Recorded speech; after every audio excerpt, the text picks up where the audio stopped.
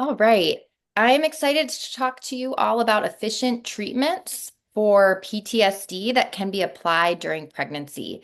As my introduction noted, my area of expertise is in sexual violence and other forms of interpersonal violence, so many of my examples will come from that lens.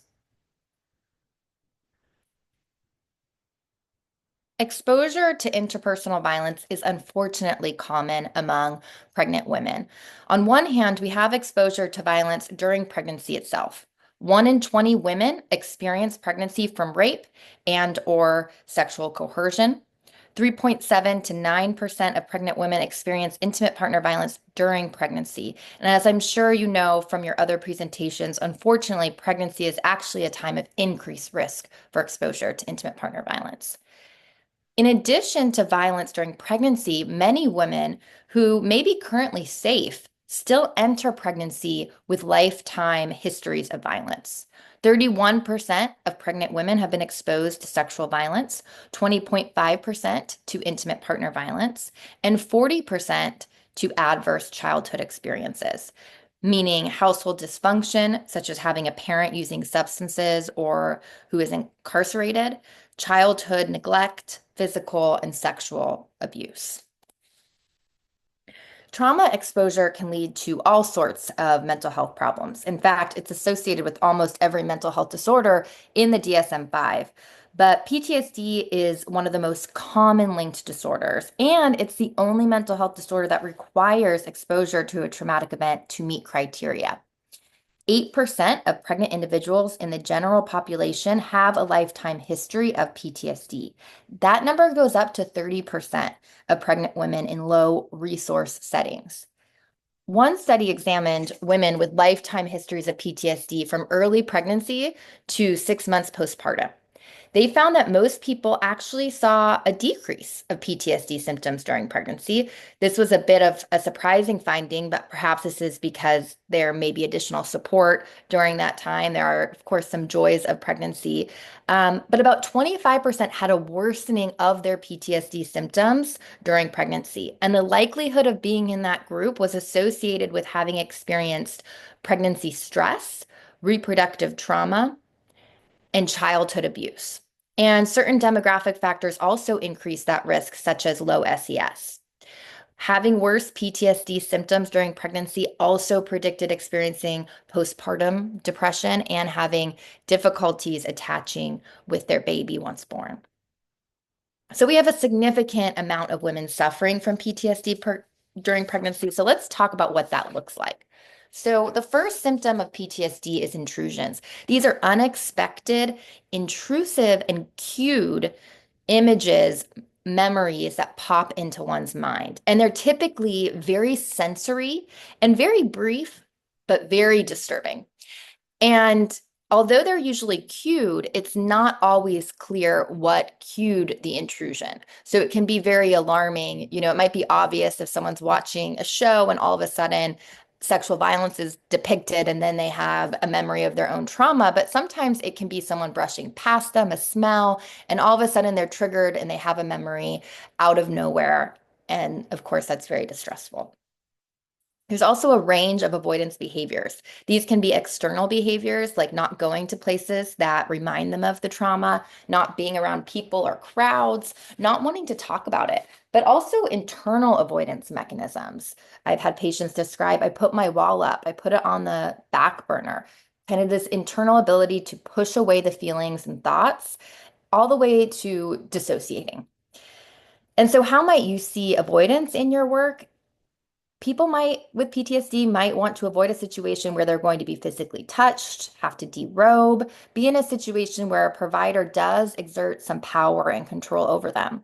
So this could come up in missing appointments, not following through with medical recommendations. And we really think of avoidance as the gas that keeps PTSD going, that keeps people stuck and starts to make their life kind of revolve around their PTSD symptoms. Part of PTSD is also negative alterations in cognition and mood. So, beyond just fear, people might experience guilt, shame, anger, disgust. And in an attempt to avoid and cut out emotions, you still have these negative feelings, but you also get a lack of positive feelings.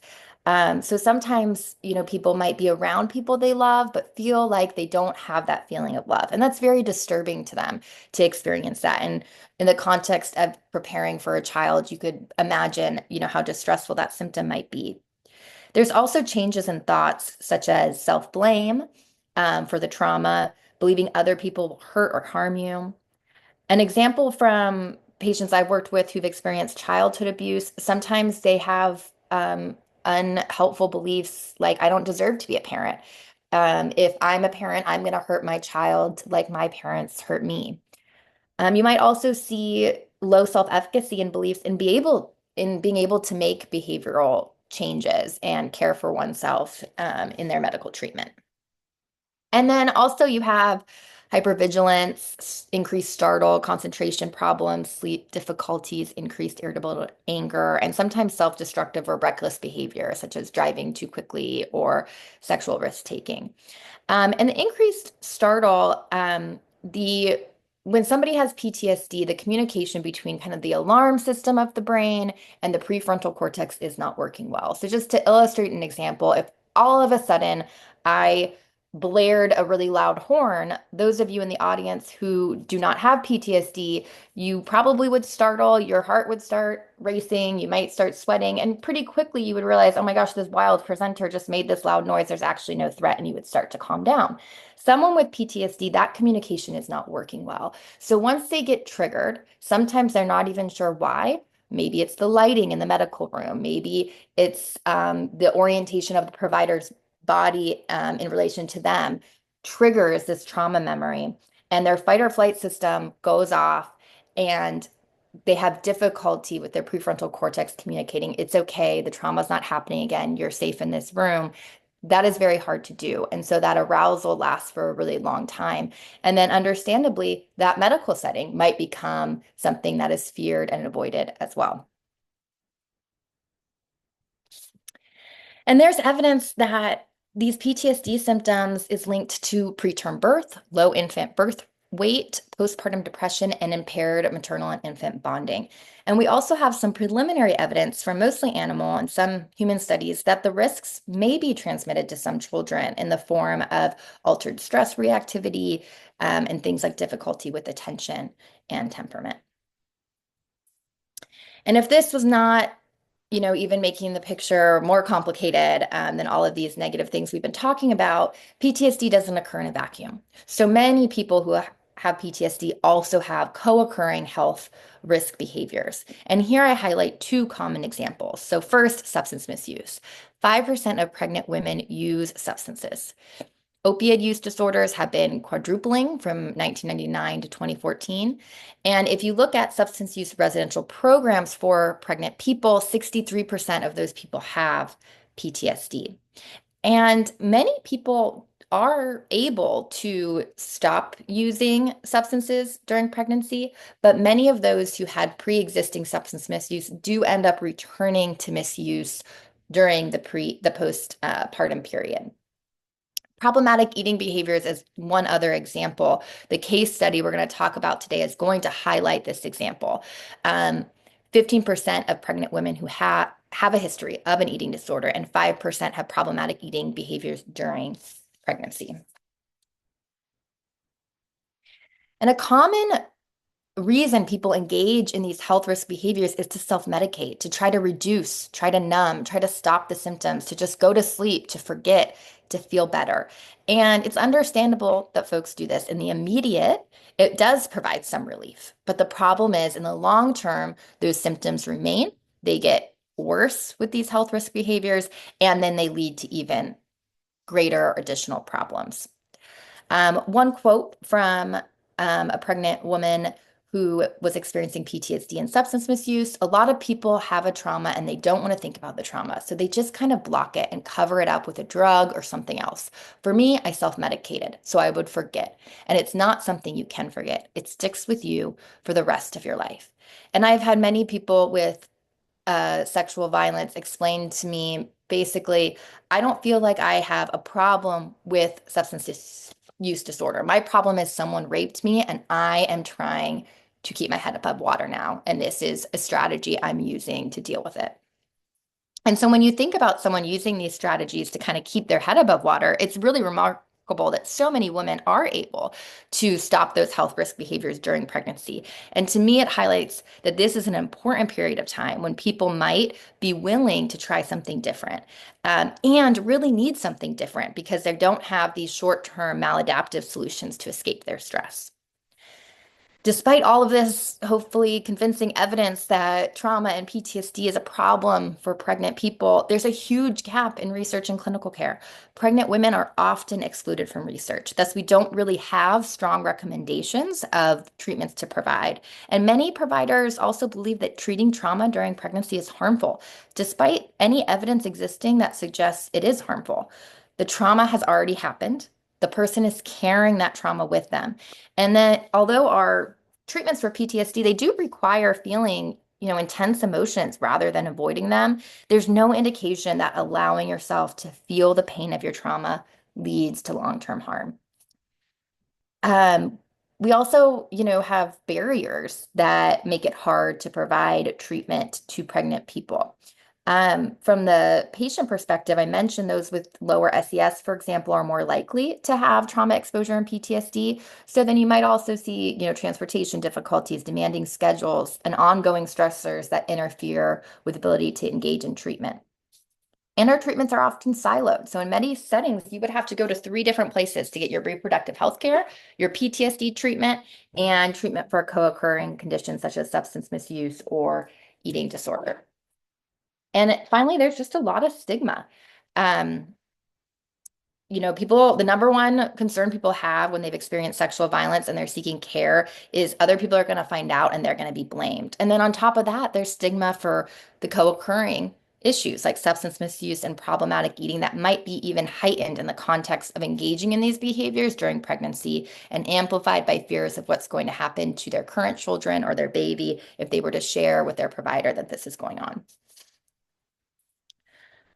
So clearly, there's a lot of need for treatment for PTSD during pregnancy, and there's a lot to consider in being able to find a treatment that's going to work effectively for this population and in reproductive healthcare settings. And one treatment that has some budding evidence and support for this population is written exposure therapy.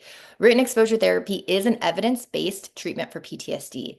It involves only 5 sessions, and it's really writing. So each session, patients follow a prompt and they write for 30 minutes about their trauma. I'll show you those prompts in a moment. There's no homework in between session. And so it really might be ideal because of its brevity. And its brevity makes it ideal to integrate into reproductive health care settings and also to be able to add on content for co-occurring conditions. And just to really drive home what I think is really exciting about written exposure therapy is it's non-inferior to our gold standard treatments for PTSD. So those, if you've heard of them, cognitive processing therapy, prolonged exposure, those are two of our gold standard treatments for PTSD. So it's non-inferior to these, but how they differ is those treatments are 12 sessions, versus written exposure therapy is 5. Those treatments also involve quite a bit of homework. They're 60 to 90-minute sessions, and in between sessions, patients are expected to be doing homework related to what they're doing in session.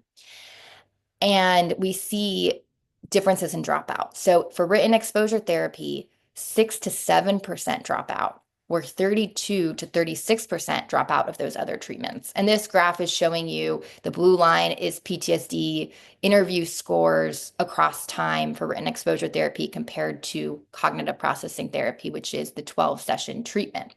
And what I've had folks tell me who have received written exposure therapy through my clinical trial is, this was really hard. I almost didn't want to come back today, around the second or third session, but I figured I'm almost done. I might as well finish. And I think it's a lot easier for people to keep motivated when they're halfway done with the treatment the second or third time you're seeing them. So the basic content of written exposure therapy is there's 5 sessions. Like I said, it's really heavily scripted and they're writing for most of the session. The therapist does read what the person wrote in between session and gives them feedback to help them get the most out of the writing activity. Because the idea is through the writing, they're exposing themselves to the details of the trauma. They're learning that it's not dangerous to feel and think about the trauma, and the memory of the trauma is being consolidated in a way that may lead to less triggers and intrusions.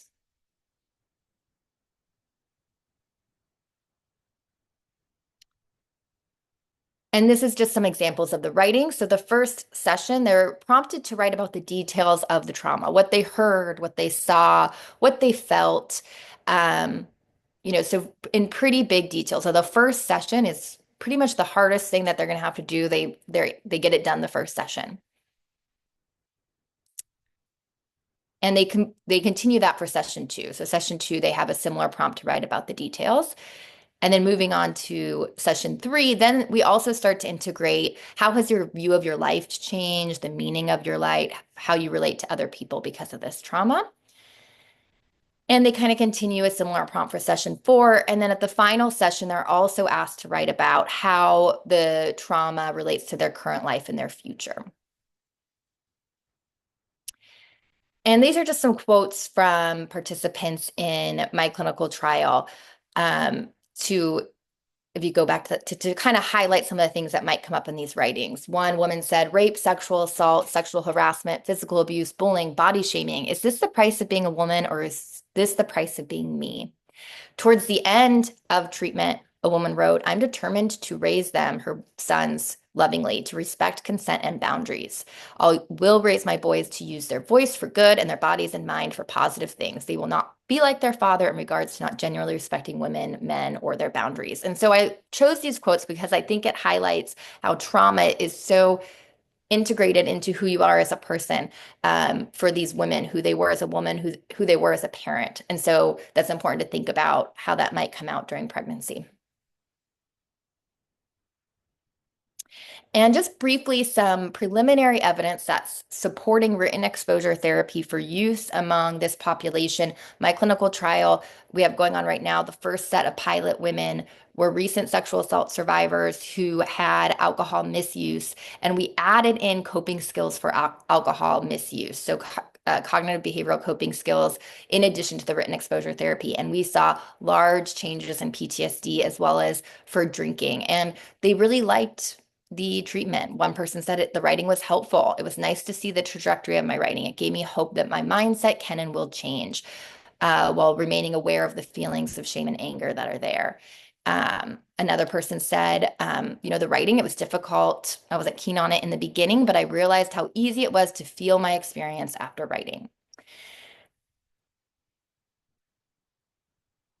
And we have a couple studies that have begun to look at this treatment in perinatal PTSD. So one study among high-risk OB substance use clinic among 18 women, 70% had reductions in PTSD. And among 12 underserved Black women in a different study, we saw average decreases in PTSD. So some preliminary promising evidence. I'm going to skip this for time. So what does, this mean for all of you in your day-to-day practice? I think the most important thing to remember is that you are seeing patients who have experienced interpersonal violence. Many people do not disclose that information to anyone ever or wait years to tell somebody. So if a patient tells you they've experienced violence, you could be the first person they've told. And we know that when someone receives a negative reaction after disclosing, they are less likely to seek care in the future. They are more likely to experience an increase in their PTSD symptoms and even be re-victimized. So it is an essential opportunity to curb those outcomes. And Start by Believing is a campaign by End Violence Against Women International that basically encourages everyone to just start with an orientation of belief when someone tells you they've experienced violence. So just like you would if somebody says their stomach hurt, you start with that orientation of belief. And this could look like saying, I believe you. I'm sorry this happened. Thank you for telling me. I don't think it's your fault. It can also look like just making time and space. We have busy schedules, and that might be a curveball that comes up during your appointment, making the time to listen to them, as well as knowing your referrals in your community so that you can get them connected with care. And we ask survivors of sexual assault in our community what that means to them when professionals approach them with that belief. One person says it means someone believed me, someone listened to me, someone cares. And I don't feel like I'm going psychotic just trying to get someone to listen. Honestly, I feel like my mental health would have been in the past a lot better had I had the help the first couple of times. She shared it with somebody. Somebody else said how you respond to the people really makes or breaks their life. I do truly, truly believe for me and for many others that if the support was just what I needed right away, if they had got to me right away, they could have stopped it, all the mental health and revictimization she experienced later. In those moments of vulnerability, I couldn't speak for myself. In those moments, I couldn't be my own voice. And so they need to have things ready and available. We need to have voices available for those who can't have their voice ready. Um, and so I encourage you to think about screening for PTSD in your practice. This is an example of a 5-item PTSD screener. 3 or more is suggests the person may have PTSD, and to not be afraid to talk about trauma and PTSD with pregnant folks, and to get to know referrals in your community so you can connect people with care who may need it. Thank you so much. That is all I've got for you.